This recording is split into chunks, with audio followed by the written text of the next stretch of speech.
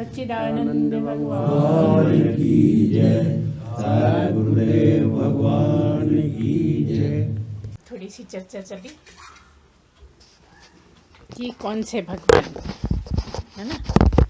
तो हमने बताया कि यहाँ ऐसी जगह है जहाँ कोई से भी भगवान हो, सबका यहाँ पर मिलन हो जाता है।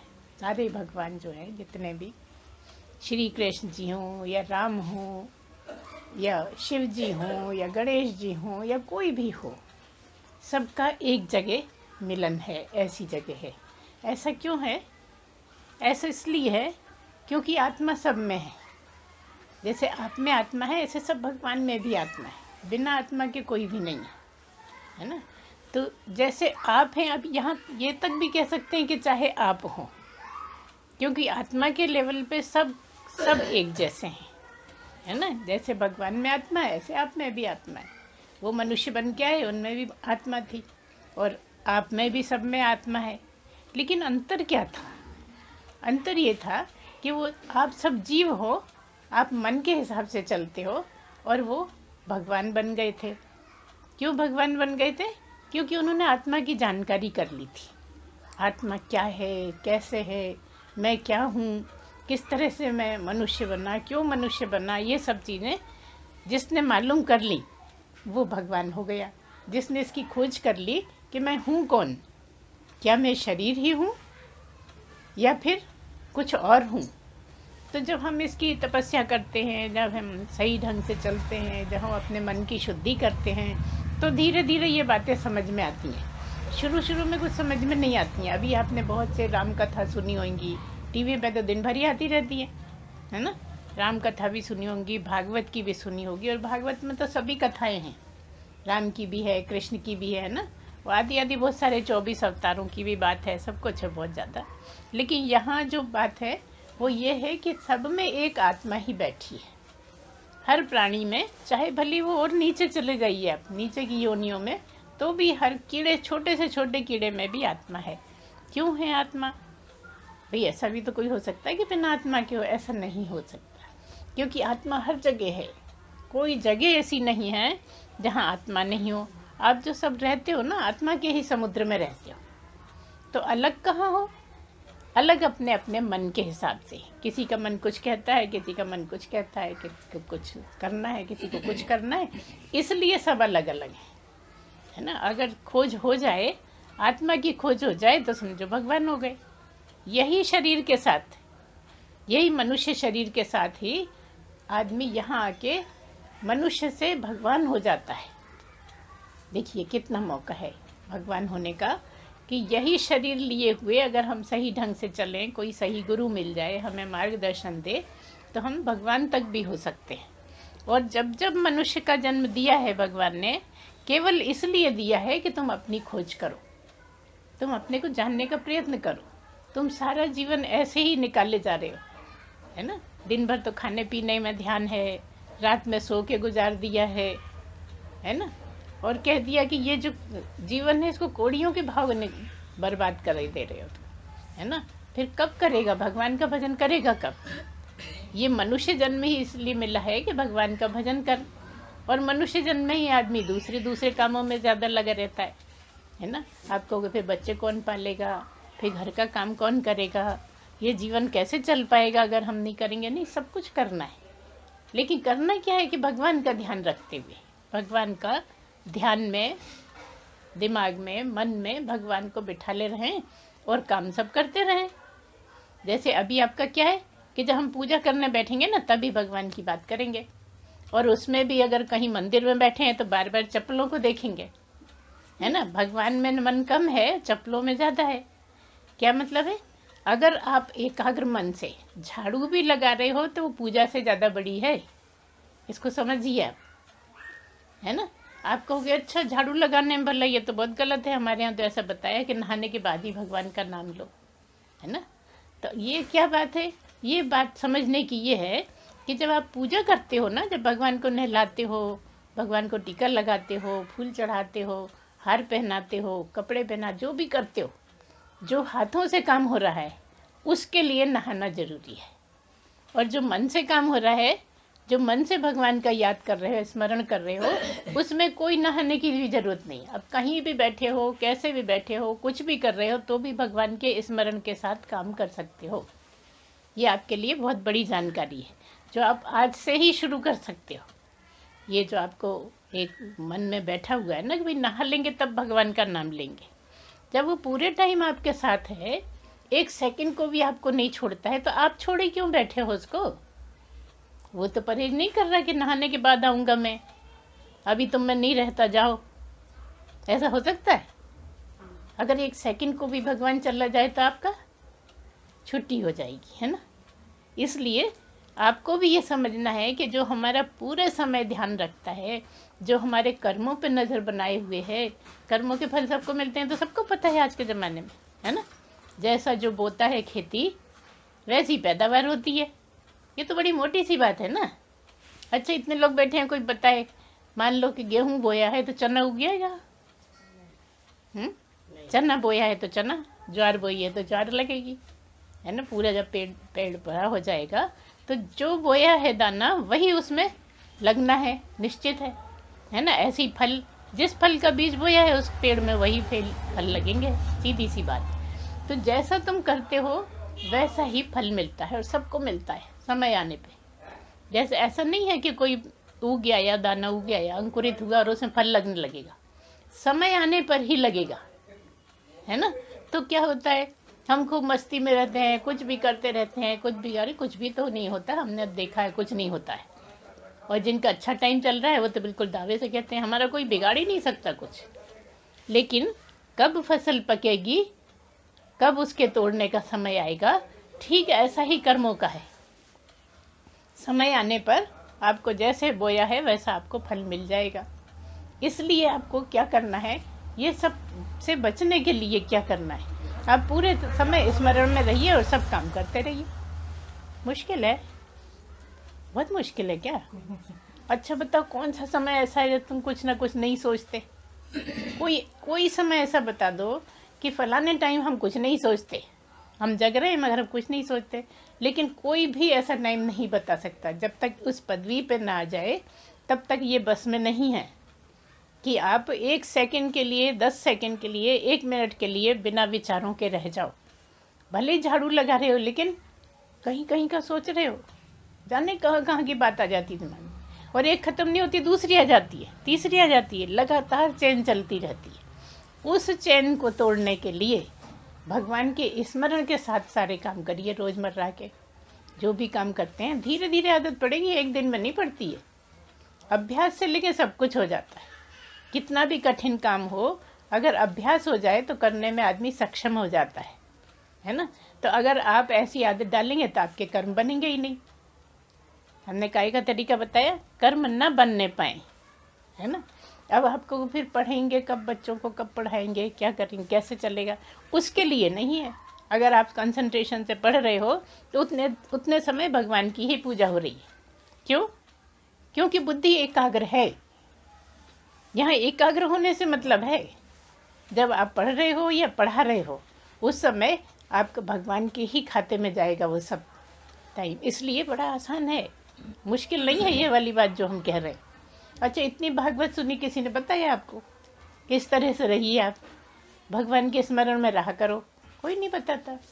सब भगवान की बात करते हैं कि वो ऐसे हुए, वो ऐसे हुए, बस भगवान की बात करके चले जाते हैं। चांस है कि आप भी भगवान बन जाएं। मनुष्य जीवन में ऐसा चांस है कि अगर सही ढंग से चला जाए, कोई गुरु हो और पहुंचा हुआ गुरु हो, शर्त यही है, पहुंचा हुआ पूर्ण गुरु हो, तब ऐसा होता है कि वो आपको सही मार्गदर्शन देगा और आपकी भी मेहनत होगी तो आप वहाँ तक भी पहुँच सकते हो, जहाँ पहुँचने से आपका जीवन सफल हो जाएगा। अभी आप कितना भी कर लो, कितना भी कमा लो, कितना भी पढ़ाई कर लो, कितनी बड़ी से बड़ी नौकरी कर लो, तो भी जीवन सफल नहीं है। सब कुछ यहीं रह जाना है। अच्छा बताओ, कौन कौन क्या क्या ले जाने वाला है? अंतिम समय तो सबका आएगा ना। कोई ऐसा देखा जिसका अंतिम समय ना आए, मृत्यु ना आए? कोई ऐसा दिखता है आपको कहीं भी कि कोई हम फलाने को जानते हैं वो मरा ही नहीं अभी तक है ना? कोई भी ऐसा नहीं, सबका समय आता है। यहाँ तक कि रावण के लिए भी, रावण ने कितना प्रयत्न कर, चुपचाप बैठ जाइए हैं। रावण ने भी इतना प्रयत्न करा कि मुझे मृत्यु ना आए बस। देखो, उसको भी भगवान बनने का चांस था, लेकिन उसको वो नहीं सूझा। उसको तो बस ये लगा कि मेरी मृत्यु ना हो। इतना मज़ा है, मैं राजा हूँ, मैं चाहे जो कर लेता हूँ, मेरी मर्जी चलती है, तो मैं मरूँ ना। उसके लिए उसने कितना कितना किया, लेकिन क्या बच गया? बच पाया? नहीं बच पाया। भोलेनाथ की तो कितनी पूजा करी और कितने ही वर मांग लिए, लेकिन ये नहीं मांगा कि मेरा उद्धार हो जाए। मैं आया हूँ मनुष्य जन्म में, तो आप कहोगे नहीं, मनुष्य थोड़ी था, वो तो राक्षस था। लेकिन राक्षसी प्रवृत्ति होती है, सब मनुष्य ही होते हैं। किसी के देवताओं जैसी प्रवृत्ति हो जाती है, अच्छे मार्ग पे चलते हैं, अच्छे ढंग से चलते हैं, सही बातें करते हैं, तो वो देवताओं तक पहुंच जाते हैं। और किसी की राक्षसी प्रवृत्ति होती है ना। तो ऐसे ही रावण का था कि उसकी इतनी गलत गलत बातें थी। वैसे बहुत अच्छा था, बहुत शास्त्रों का ज्ञान था। रावण कोई मामूली ब्राह्मण नहीं समझना, बहुत ऊंचा था वो। लेकिन तब भी कुछ चीज़ें ऐसी थीं जिसने उसको बहुत गिरा दिया था। जैसे अहंकार बहुत था उसको, दूसरा महिलाओं के साथ अच्छा व्यवहार नहीं था। ये दोनों चीज़ों ने ही उसको बर्बाद कर दिया। मतलब बर्बाद तो तब भी नहीं हुआ, बड़ा भाग्यशाली था। कैसे भाग्यशाली था? भगवान के हाथ मारा कि गया। राम के हाथ मारा गया। मरा तो, लेकिन सौभाग्य देखिए उसका कि राम के हाथों मारा गया। ये तो बड़ी बात थी। लेकिन उद्धार नहीं हुआ तब भी। कितने ही लोगों का उद्धार हो गया है ना। कृष्ण के टाइम पे कुबरी का हो गया। और यहाँ तक कि कंस को मारा तो कहते हैं कंस भी फिर चला गया ब्रह्मलोक में, ऐसा तक भी कह देते हैं। हालांकि कितना कैसा क्या है ये आगे समझने में आता है, जब हम और शास्त्र पढ़ते हैं और गुरुओं को सुनते हैं तब ये सही पता लगता है। लेकिन तब भी ये तो सौभाग्य था। जैसे कि गरुड़ तक भी पक्षी था, मनुष्य नहीं था। आपको तो मनुष्य होने का चांस मिला है, वो तो पक्षी होते हुए भी राम की गोदी में मरा। देखिए उसके भाग्य की सराहना देखिए कि वो पक्षी होते हुए मनुष्य नहीं था तो भी राम की गोदी में मरा। ये बहुत बड़ी बात है। और ऐसा यहाँ टीला पे भी हो चुका है, आपने सुना होगा, सब तो शायद नहीं जानते होंगे। एक महिला थी, बुजुर्ग थी, काफ़ी बुजुर्ग थी, और बहुत ज़्यादा भगवान में मन था और बहुत बढ़िया बढ़िया भजन गाती थी। बहुत अच्छे अच्छे भजन गाती थी और बड़ी लगन थी। गुरु माँ को तो बहुत ही ज़्यादा चाहती थी और हर दिन आके ये कहती थी, गुरु माँ मुझे तो मोक्ष चाहिए इस जन्म में। हर दिन का उनका ये था एक सेंटेंस कि गुरु माँ मुझे तो मोक्ष दिला देना। और देखिए बिल्कुल अच्छी थी, सब ठीक ठाक था। और अपने घर से आई, गाय के लिए रोटी लेके आई, गाय को रोटी खिलाई, और हर दिन जैसे आप बैठी हो पीछे दीवार से टिक के बैठती थी, इतनी दूरी पे, है ना, इतनी दूरी पे दीवार से टिक के बैठती थी। क्यों? ताकि गुरु माँ को देखती रहूँगी मैं पूरे टाइम पे। और उस दिन जिस दिन उनको जाना था वो बिल्कुल आके यहाँ पास में बैठ गई। देखिए बिल्कुल पास में आके बैठ गई। अब कौन कौन इनमें से उस दिन था हमें तो नहीं मालूम है, लेकिन जिस दिन उनका टाइम आया बिल्कुल स्वस्थ थी, सब ठीक ठाक था जैसा था उनका। और यहाँ आके बैठी और एक भजन गाया, बहुत अच्छा एक भजन गाया। और दूसरे भजन का जैसे ही पहली लाइन गाई कुछ भी नहीं हुआ, और बस एकदम आवाज़ लड़खड़ाई और हमारी गोदी में जाके प्राण छोड़े उन्होंने। देखिए कितनी बड़ी बात है। जो इतनी गहरी इच्छा थी उनकी वो पूरी हुई। और वैसे भी स्मरण में ही रहती थी वो हमेशा, तो सारे गुण थे उनमें। सहन शक्ति भी बहुत थी, सबसे अच्छा व्यवहार भी था। मतलब ये सब कंडीशन है जो होना चाहिए, जो आपको अपने में बनाना है। सबके साथ अच्छा व्यवहार, थोड़ी सहन शक्ति भी, किसी को बुरा भला नहीं बोलना, जिसको अभी हमने बताया ना कि कर्मों का फल मिलता है। आप कई बार सोचते हो कि भाई उसने बुरा भला बोला तो हम नहीं बोलेंगे बुरा भला, हमारी भी ड्यूटी है, ऐसे ही सोचते ना। अच्छा कभी ऐसा सोच लो कि कोई कुछ भी कहेगा हम नहीं कहेंगे, ऐसा होता ही नहीं है। मौके पे तो बोल ही जाते हैं, है ना। है किसी ने ये प्रयोग करके देखा है कि दूसरे ने उल्टा सीधा बोल दिया और हमने ना बोला हो? इसमें असली बात यह है कि जितना दूसरे ने बोला है उसका फल दूसरे को मिलना है, और जितना आप बोलोगे उसका फल आपको मिलना है। उसने आपको मिला, आपको कुछ फल नहीं मिलना है उसका। जो उसने बुरा भला बोला, आपका कुछ नहीं बिगड़ना है, बिगड़ना उसका ही है। और जब बदले में आप 1 के बदले 2 बोल देते हो तो आपका डबल बिगड़ जाएगा, क्योंकि गुस्सा आ गया ना। फिर 1 पे थोड़ी रुकेंगे, फिर तो 2 भी हो जाए, 4 भी हो जाए तो कोई बड़ी बात नहीं है ना? सही, ये तो आप रोज की जिंदगी में जानते ही हो। तो सत्संग सुनने से क्या होता है कि ये बातें दिमाग में रहने लगती हैं और धीरे धीरे उपयोग में भी आने लगती हैं। और कई लोग हैं जो हमसे कहते हैं कि बहुत सुधार आया हमारे घर में।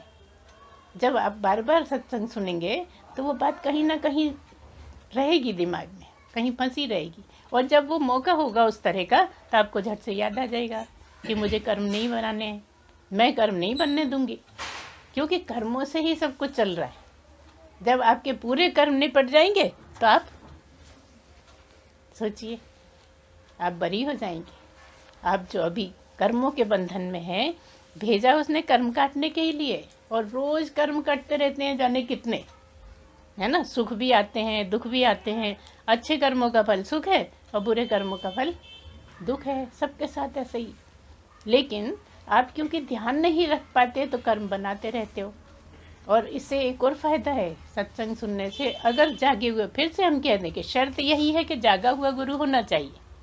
अगर जागा हुआ गुरु है, पूर्ण गुरु है, तो सुनने भर से कई कई कर्म कट जाते हैं।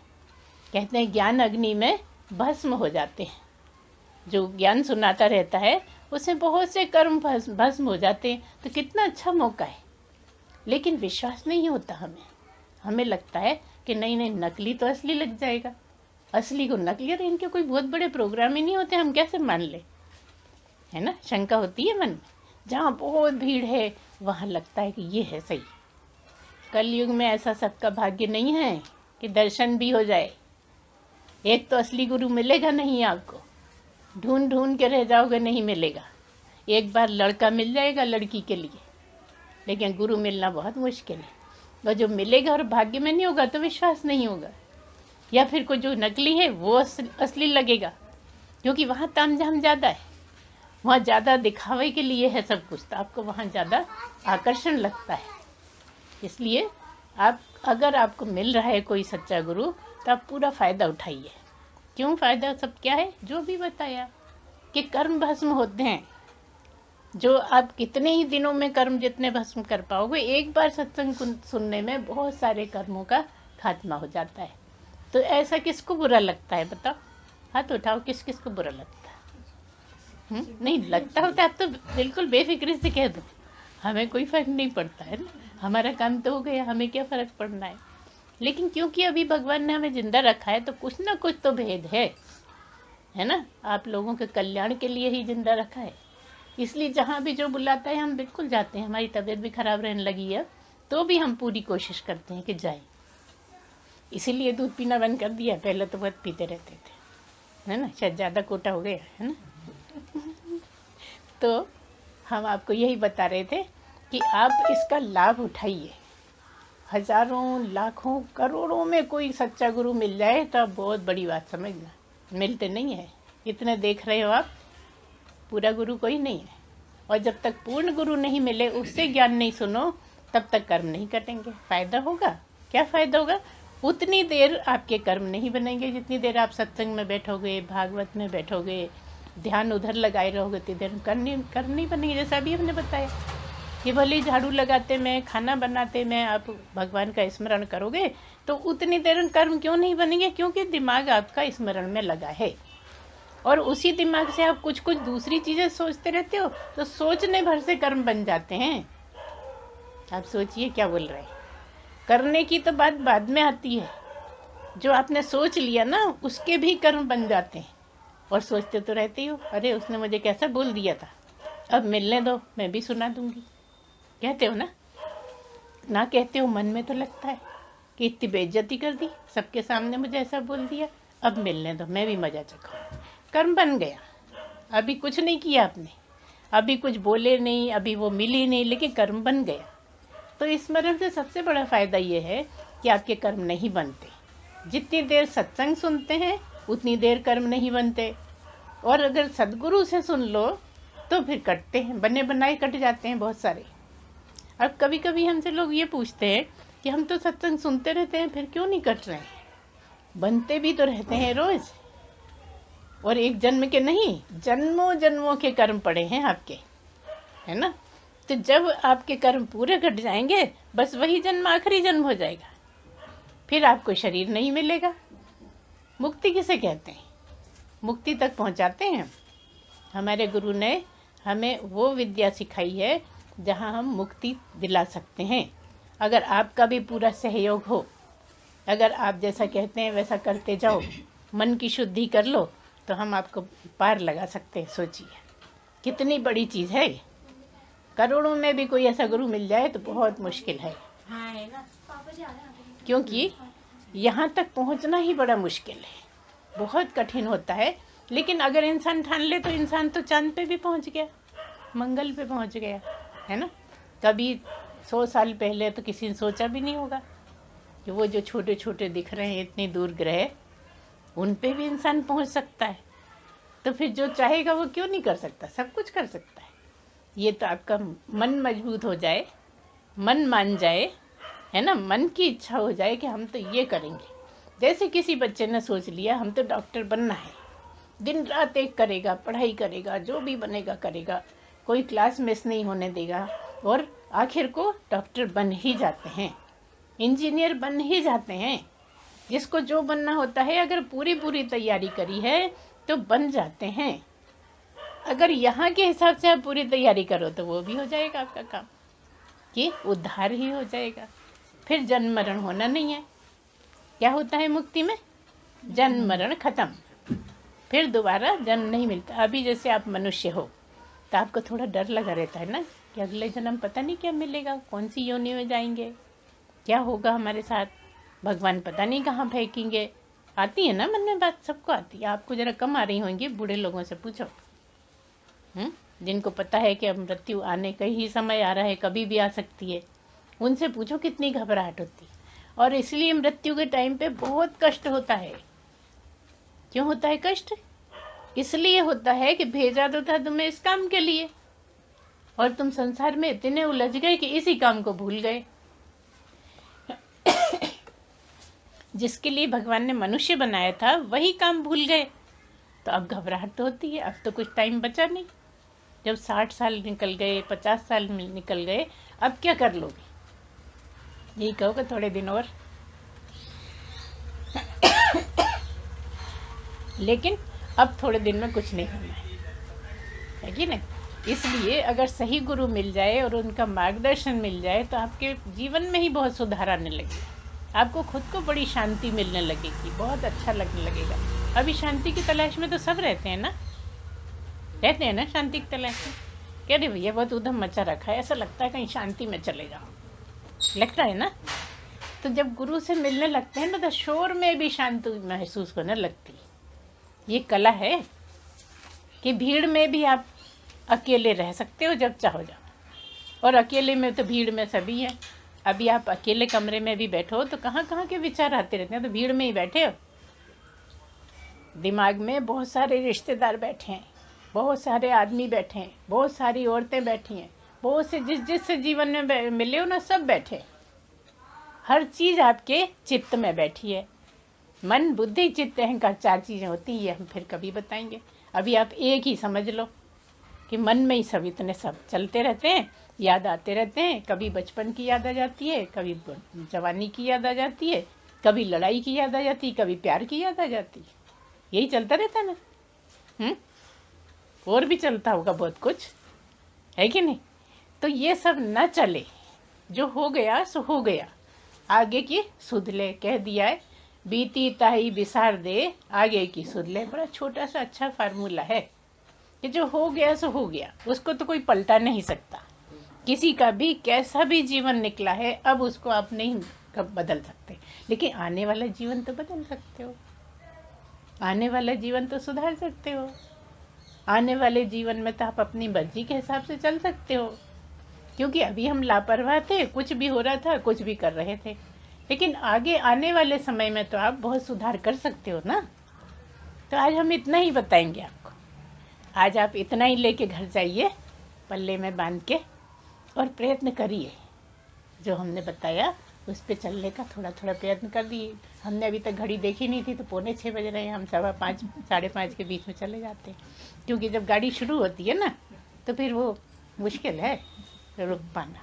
फिर हम थोड़ी बोलते हैं, बोलने वाला बोलता है। हमें तो बस इतना ही करना है। सच्चिदानंद भगवान की जय, सद्गुरुदेव भगवान की जय। पूर्णमदः पूर्णमिदं पूर्णात् पूर्णमुदच्यते पूर्णस्य पूर्णमादाय पूर्णमेवावशिष्यते। ओम शांति शांति शांति। सच्चिदानंद भगवान की जय, सद्गुरुदेव भगवान की जय।